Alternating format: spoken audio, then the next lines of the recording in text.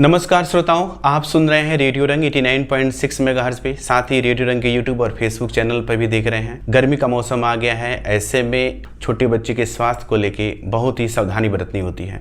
क्या करना चाहिए, क्या नहीं करना चाहिए, क्या खिलाना चाहिए और किन बातों का हमें ध्यान देना चाहिए, इस मुद्दे पर चर्चा करने के लिए आमंत्रित किया गया है मेडिकल कॉलेज देवरिया के डॉक्टर एच.के. मिश्रा जी को, जो बाल एवं शिशु रोग विशेषज्ञ हैं, साथ ही मुख्य चिकित्सा अधीक्षक भी हैं। तो चलिए इस चर्चा को आगे बढ़ाते हैं। सर, आपका स्वागत है देवरिया स्वास्थ्य दर्पण कार्यक्रम में। नमस्कार सुमन जी, आपको बहुत बहुत धन्यवाद और रेडियो रंग के श्रोताओं को भी धन्यवाद। सर, हमारे श्रोताओं को बताइए कि जो गर्मी का मौसम आ गया, इसमें बच्चों को क्या क्या सावधानी बरतनी चाहिए और किन बातों का ज़्यादा खतरा होता है गर्मी के मौसम में, और इसके लिए उनके माता पिता को क्या सावधानी रखनी चाहिए? सुमन जी, देखिए, गर्मी के मौसम में वातावरण का तापमान धीरे धीरे बढ़ता जाता है। इस बार वातावरण का तापमान तेज़ी से बढ़ रहा है। जी जी। तो हम लोग को अनावश्यक रूप से अपने बच्चों को धूप में न जाने दिया जाए। जी जी। दूसरा, यदि बच्चे जहाँ रहते हों तो वहाँ कोशिश किया जाए कि छायादार जगहों पे रहें।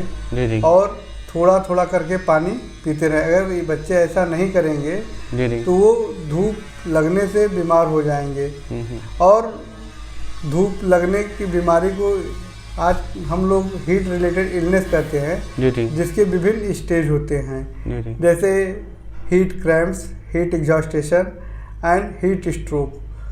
तो पहले जो स्टेप है उसका अगर हम लोग समय से पहचान कर लेंगे जी जी। तो उसका इलाज घर पे हम घरेलू संसाधनों से भी कर सकते हैं।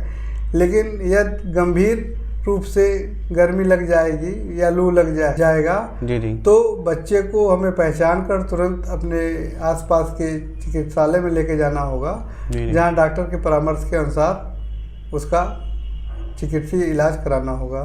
जी जी। तो इस सबसे ज़्यादा खतरा किन किन बीमारियों का होता है? गर्मी के वातावरण में मुख्यतः जो बीमारियां होती हैं, मौसम की आर्द्रता एवं तापमान बढ़ने के कारण होता है। इनमें खाद्य पदार्थों के दूषित होने एवं संक्रमित होने से बीमारियां होती हैं। वायरस ग्रोथ ज़्यादा होने से उनके इन्फेक्शन से बीमारियां होती हैं। फंगस इन्फेक्शन की वजह से स्किन डिजीज ज़्यादा होते हैं एवं बैक्टीरियल इन्फेक्शन भी इस वातावरण में ग्रोथ होने की वजह से ज़्यादा होते हैं। तो गर्मी के मौसम में बहुत लोगों को बच्चों पर ध्यान देना होगा कि क्या खिलाना चाहिए, क्या नहीं खिलाना है। तो इसमें खास करके क्या आप कहेंगे, सुझाव देंगे उनके माता पिता को? देखिए, हम सभी रेडियो रंग के श्रोताओं से कहना चाहते हैं कि सभी अभिभावक अपने बच्चों को मुख्यतः दोपहर में या तेज़ धूप में बाहर खेलने ना जाने दें। जी जी। उनको सुबह 10 बजे से पहले या शाम 5 बजे के बाद खेलने के लिए प्रेरित करें। बच्चों को प्रेरित करें कि वो पानी का सेवन लगातार करते रहें और उनको कपड़े जो पहनाए जाएं वो सूती व हल्के हों। उनको बीच बीच में नमक पानी का घोल भी देते रहना चाहिए। शिकंजी दिया जा सकता है एवं सादे एवं सुपाच्य भोजन खाने के लिए देना चाहिए। कम मसाला और तेल वाले खाद्य पदार्थों का उपयोग करना चाहिए। जो बच्चे बाहर खेलने जाते हैं, छोटे बच्चे हैं, खेलने जा रहे हैं, तो उसके प्रति क्या क्या सावधानी बरतनी चाहिए? अगर उन्हें लू लग जाता है तो लू के लक्षण क्या है, लू कैसे पता लू का लक्षण है? पहले तो अभिभावकों को चाहिए कि वो अपने बच्चे को दोपहर में बाहर न खेलने जाने दें। जी जी। उन्हें सुबह और शाम ही खेलने की अनुमति प्रदान करें। यदि बहुत आवश्यक हो और बच्चा बाहर जा रहा है दोपहर में, जी जी, तो उसे सूती हल्के वस्त्रों को पहनाएं। साथ में पानी की बोतल रखें जिसे थोड़े थोड़े देर में पिलाते रहें। बाहर जाने पर रोड के किनारे बिकने वाले दूषित खाद्य पदार्थों का सेवन न करने दें। जी। अपने हाथ की स्वच्छता पर ध्यान रखें और यदि बाहर जा रहे हैं तो कोशिश करें छाता अपने साथ रखें, जिससे बच्चों को उसका उपयोग कराएं ताकि धूप से बचा जा सके।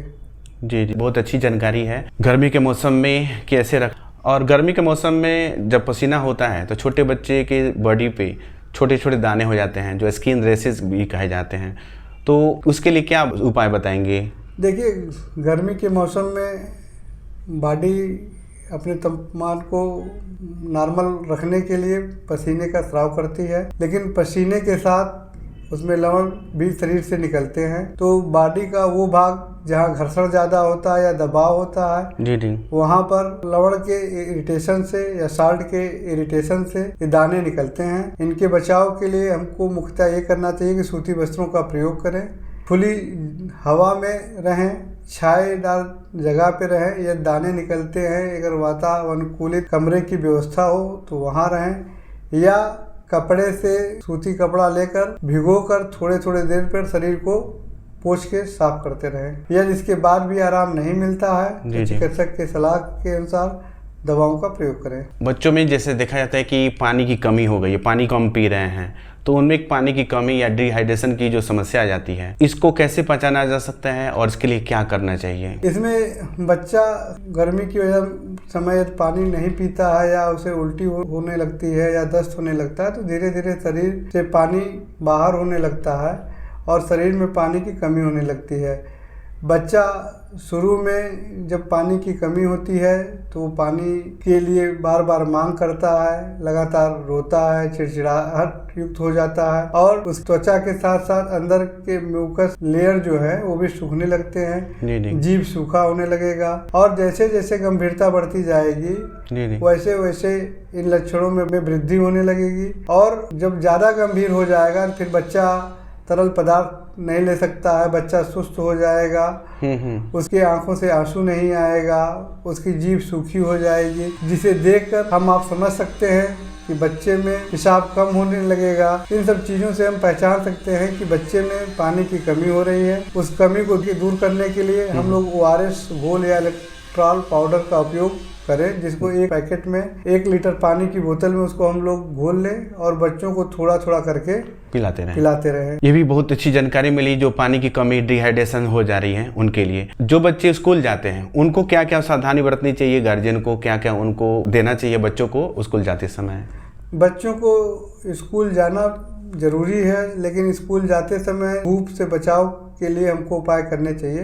पहला, बच्चे जब स्कूल जाते हैं तो उनको पर्याप्त पानी पिला के स्कूल जाने देना चाहिए। साथ में उनको प्रेरित करना चाहिए कि अपने बोतल में पानी भर कर लेकर जाएं और स्कूल में भी पानी पीते रहें और ख़त्म होने पे पुनः भर के उसका उपयोग करें। दूसरा, कपड़े जो भी पहने वो सूती हों, ढीले हों और हवेदार हों। तीसरा, जाते समय स्कूल छाते का प्रयोग करें या वाहन का प्रयोग करें जिसमें धूप कम लगे, एवं जब टिफिन दी जाती है उनको ले जाने के लिए उसमें हल्के सुपाच्य भोजन दिए जाएं, मौसमी फल दिए जाएं, ज़्यादा तेल और मसाले वाले खाद्य पदार्थों का उपयोग ना करने दिया जाए। अगर इस तरह की समस्याएं आती हैं तो इसके लिए सरकारी स्तर पे जो व्यवस्था की गई है, सरकारी अस्पताल में CSC PSC पर कब जाना चाहिए, उसके लिए क्या व्यवस्था की गई है?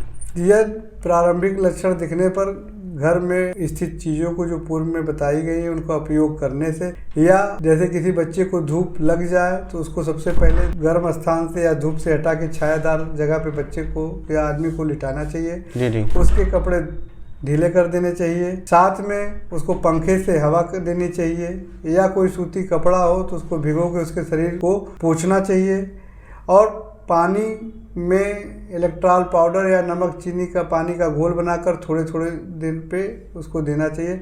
अगर इन सब उपाय के बाद भी उसके लक्षणों में सुधार नहीं होता है तो अपने आसपास के चिकित्सालय में जाना चाहिए। हर जगह हीट रिलेटेड इलनेस से बचने के लिए पर्याप्त मात्रा में दवाइयाँ एवं स्थान उपलब्ध है। तो बच्चों को जब भी कोई गंभीर लक्षण दिखे, झटके आने लगे या बच्चा सुस्त हो जाए या खाना पीना कम कर दे, पेशाब बहुत कम होने लगे, तो ऐसे स्थिति में बच्चे को तुरंत नज़दीकी अस्पताल में ले जाकर चिकित्सक के सलाह के अनुसार दवा लें। अंत में हमारे श्रोताओं को क्या संदेश देना चाहेंगे, जो खास करके जिनके घर छोटे बच्चे हैं, उनको क्या क्या सावधानी बरतनी चाहिए, क्या संदेश देंगे आप? हम रेडियो रंग के श्रोताओं से यही अनुरोध करना चाहते हैं कि अनावश्यक रूप से बच्चों को, छोटे बच्चों को धूप में न जाने दिया जाए। उनके खेलने का समय सुबह 10 बजे से पहले एवं शाम 5 बजे के बाद दिया जाए। यदि धूप में जाना बहुत आवश्यक हो तो छाते का प्रयोग करें, हल्के सूती कपड़ों का प्रयोग करें, पानी पीते रहें, ताजे एवं सुपाच्य भोजन का सेवन करें,